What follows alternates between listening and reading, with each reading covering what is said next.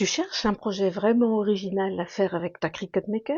Et si tu créais le cadeau parfait pour un amateur de café? On a tous cet ami pour qui le café, c'est sacré.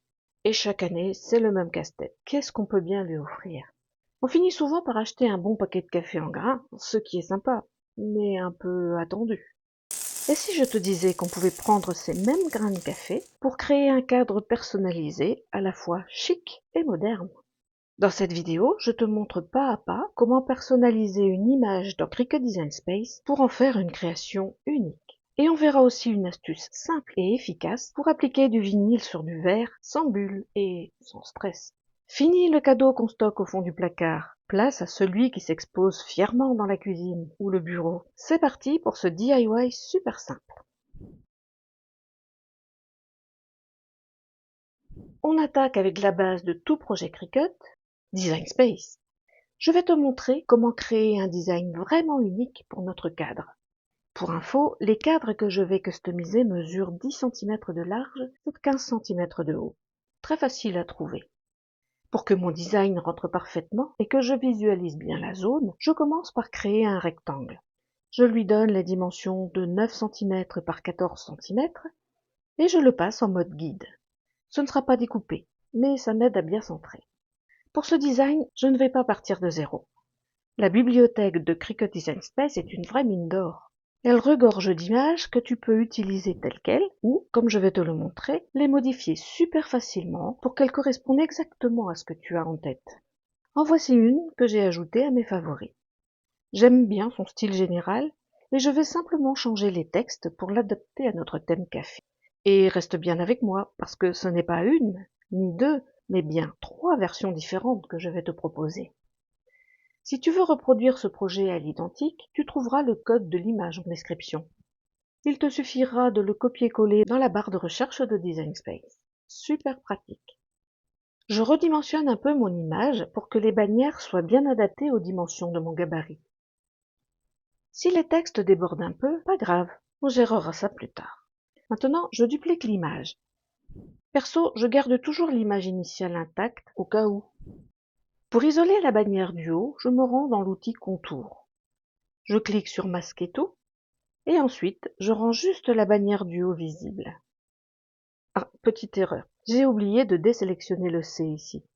Voilà, c'est réglé. Je répète le même processus pour récupérer les petites fioritures qui sont là. Je m'occupe maintenant de la bannière du bas, mais je me rends compte que le texte y est bien intriqué. Ce serait un peu compliqué à reproduire. Mieux vaut donc la remplacer par une autre directement issue de la bibliothèque. J'ai trouvé celle-ci, elle convient parfaitement. Je clique sur Symétrie, puis Symétrie axe horizontal, et la voilà prête à intégrer mon design. Passons au texte. Pour chacun d'eux, je vais chercher une police assez proche de celle d'origine pour garder une cohérence. Mais libre à toi de laisser parler ta créativité. Je commence par le mot d'abord et je choisis la police Bebasnoy. C'est une police que j'ai téléchargée. Elle est donc dispo via l'onglet Système de Design Space. Si tu as besoin d'un petit coup de main pour la télécharger toi aussi, la vidéo dont le lien s'affiche à l'écran t'explique tout. Ce lien est aussi en description. Pour que le mot épouse la forme de la bannière, je me rends dans l'onglet Courbe. La valeur 12 conviendra parfaitement ici. Je positionne le mot en hauteur et je centre les deux motifs horizontalement. Le deuxième mot est 1. Parmi les polices Cricut, j'ai trouvé Wednesday Stencil qui ressemble énormément à celle de l'image de départ. Parfait. Le mot central est bien sûr café. Je lui donne la police Queen Allura. J'opte pour un design assez sobre, car je trouve que l'élégance de cette police se suffit à elle-même. Mais en fonction du destinataire du cadeau, tu peux tout à fait choisir une police avec des glyphes pour un effet plus sophistiqué. Si tu souhaites en savoir plus à ce sujet, suis le lien vers cette vidéo dédiée. Et voilà, notre design prend forme peu à peu. Tu vois comme c'est ça? Je termine avec ensuite que je mets en police BFC Vintage Champagne. J'utilise la même police pour On verra. J'adapte la taille, je mets une courbure à -8 et le mot s'intègre parfaitement à la bannière. Encore quelques petits ajustements et le premier design est prêt. Je prends le temps de bien renommer mes calques, car je vais décliner ce modèle en 2 autres versions. Une bonne organisation te fera gagner un temps fou. Je n'ai pour l'instant rien attaché, car je veux pouvoir procéder à du copier-coller et changer les textes très facilement. Regarde, c'est simple comme bonjour. Bon, peut-être que le D apostrophe n'est pas des plus judicieux ici, mais je fais confiance à ta créativité pour arranger ça. Et voici un modèle encore plus personnalisé, avec un prénom et une date. Qu'en penses-tu? Laisse un pouce bleu si tu aimes cette idée de décliner un design en plusieurs autres. Ça me ferait super plaisir. On va très bientôt passer à la découpe. Mais auparavant, il reste 3 petites manipulations essentielles à faire. Je sélectionne le mot d'abord et sa bannière, et je clique sur Associer puis Retirer. Je fais de même pour les 2 autres designs. Cette étape permet que le texte soit découpé dans la forme et non pas superposé. Ensuite, je reprends l'un après l'autre les 3 mots en écriture manuscrite, café par exemple, et je clique sur Souder. Sinon, regarde, les lettres seraient découpées séparément, et c'est pas ce qu'on veut. Voilà, comme ça, c'est bien mieux. Enfin, je sélectionne tous les éléments d'un même design, le texte, les bannières, les fioritures, et je clique sur Attacher. Cela va permettre de fixer la position de tous les éléments pour qu'ils restent bien en place sur le tapis virtuel lors de la découpe. Sans ça, Cricut pourrait tout disperser. À présent, j'enregistre mon projet. Et voilà, tout est prêt pour la découpe. Hâte de voir le résultat? On y est, c'est le moment de passer à la découpe. Pour ce tuto, je vais découper uniquement le premier design. Je masque donc les 2 autres dans Design Space. Ensuite, je clique sur Créer. Là, je sélectionne sur le tapis pour tous les matériaux. Et je valide avec Confirmer. Maintenant, on choisit le bon matériau. Je clique sur Parcourir tous les matériaux. Tout en bas, dans la section vinyle de la liste déroulante, je sélectionne Smart Vinyl Permanent. N'importe quel vinyle permanent fera l'affaire pour ce projet. Mais il se trouve que j'ai en stock ce Smart Vinyl de Cricut, initialement prévu pour la Cricut Joy. Et là, tu me dis, mais elle utilise une Maker? Eh oui, les matériaux Smart sont conçus pour être utilisés sans tapis avec les machines Joy, Explore, Maker. Mais savais-tu que tu peux aussi très bien découper avec ta Maker du Smart Vinyl posé sur un tapis vert? C'est super pratique et ça évite le gaspillage de matériaux si tu as des chutes ou des rouleaux Smart. Ce projet est d'ailleurs tout à fait réalisable avec une Joy si tu en as une. Pour la couleur, c'est à toi de voir et de laisser parler tes envies. À mon premier essai, j'avais utilisé du vinyle noir. Mais sincèrement, cette couleur ne mettait vraiment pas le design en valeur. J'ai donc recommencé avec du blanc, et là, tu verras, le résultat est beaucoup plus joli. Le texte ressort parfaitement. Une fois ma sélection faite, je clique sur Terminer. Je laisse la pression par défaut. Je vérifie que ma lame à pointe fine est bien en place dans la mâchoire B de ma Cricut. C'est bon. Alors, c'est parti, on lance la découpe. Une fois que la découpe est terminée, je décharge le tapis et je l'enroule légèrement pour décoller ma pièce de vinyle. Et c'est parti pour l'échenillage. Avec un outil pointu, j'enlève tout le vinyle en trop autour du motif. Un peu de musique en fond et c'est un super moment de détente. J'y vais doucement, surtout avec les petits détails comme l'intérieur des lettres. Notre design est quand même très fin par endroits. Donc la patience est de mise. Mais ne t'inquiète pas, on y arrive très bien avec un peu de minutie. À présent, je recouvre mon design échenillé d'un morceau de vinyle de transfert. Je le positionne bien droit et je maroufle avec soin en insistant bien, y compris au verso du support. Ça assure que le vinyle adhère parfaitement au vinyle transfert. Enfin, je décolle le motif de son support en veillant à n'oublier aucune petite découpe.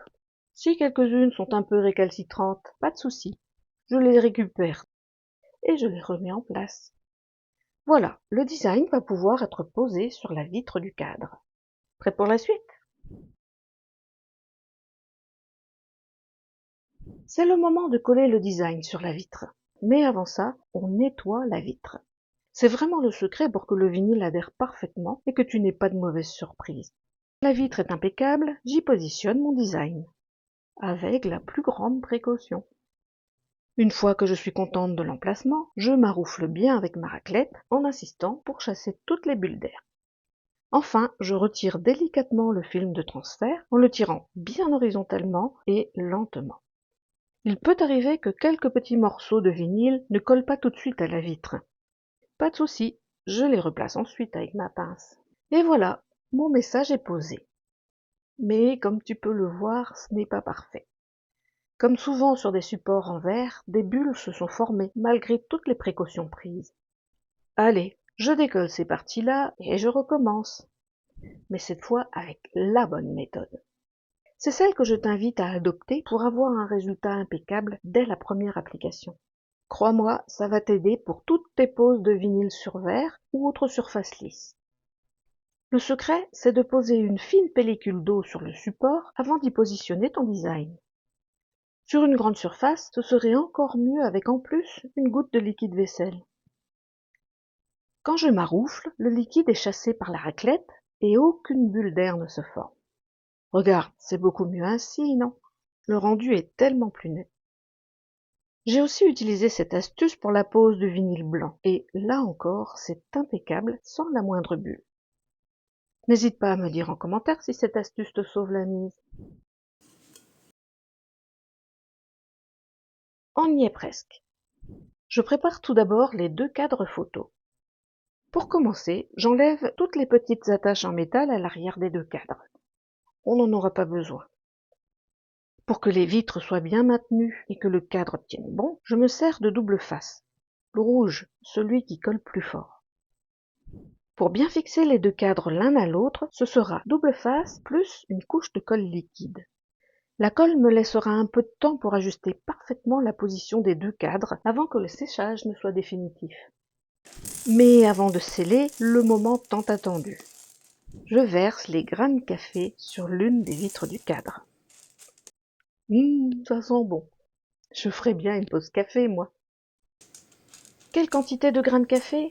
Eh bien, l'idée est de recouvrir toute la surface de la vitre. Mais je fais en sorte que l'épaisseur des grains ne soit pas supérieure à celle du cadre lui-même.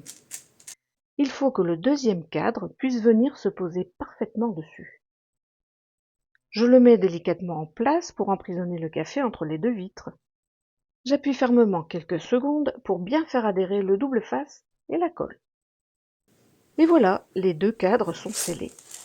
Une fois l'ensemble remis à la verticale, le café s'accumule naturellement en bas du cadre, laissant une belle zone de transparence en haut.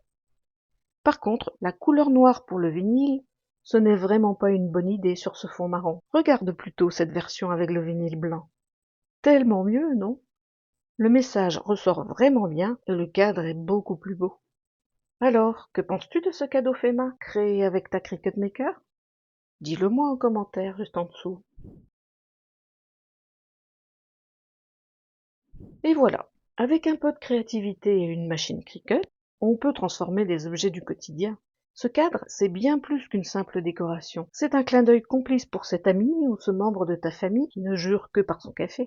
Il est prêt à être offert, ou pourquoi pas, à traîner fièrement dans ta propre cuisine ou ton bureau. Si ce tutoriel t'a plu et que tu as découvert de nouvelles astuces, n'oublie pas de laisser un pouce bleu et de t'abonner à la chaîne si ce n'est pas déjà fait. Merci d'avoir suivi ce projet jusqu'au bout et à très vite pour une nouvelle aventure créative.